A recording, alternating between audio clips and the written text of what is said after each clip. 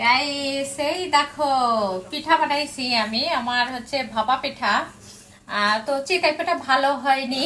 আসলে আমি চিতই পিঠা ভালো পারফেক্ট ভাবে তৈরি করতে পারি না, এজন্য চিতই পিঠা ভালো হয়নি। তো ভাপা পিঠা বানাইছি, তোমাদেরকে একটু পিছন ক্যামেরা যা দেখাই। চিতই পিঠা হয়েছিল মোটামুটি, মানে খাওয়া যাবে না এমন না, মানে সুন্দরই হয়েছিল।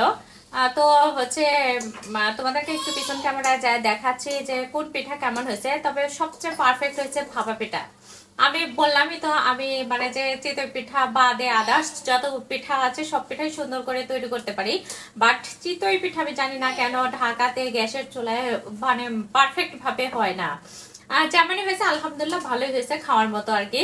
তো তোমাদেরকে একটু দেখাই। এই দেখো আমার হচ্ছে ভাপা পিঠা, অনেকগুলো বানাইছি, ডালা ভর্তি ভাপা পিঠা। আরো বানাচ্ছি, এখনো তৈরি করতেছি এখনো। আর এই হচ্ছে আমার চিতই পিঠার অবস্থা। এই দেখো যাই হয়েছে আলহামদুলিল্লাহ আল্লাহর রহমতে ভালোই হয়েছে। আর এটা হচ্ছে আমার ভাপা পিঠা। এই দেখো এখানে এই যে ভাপা পিঠা হচ্ছে।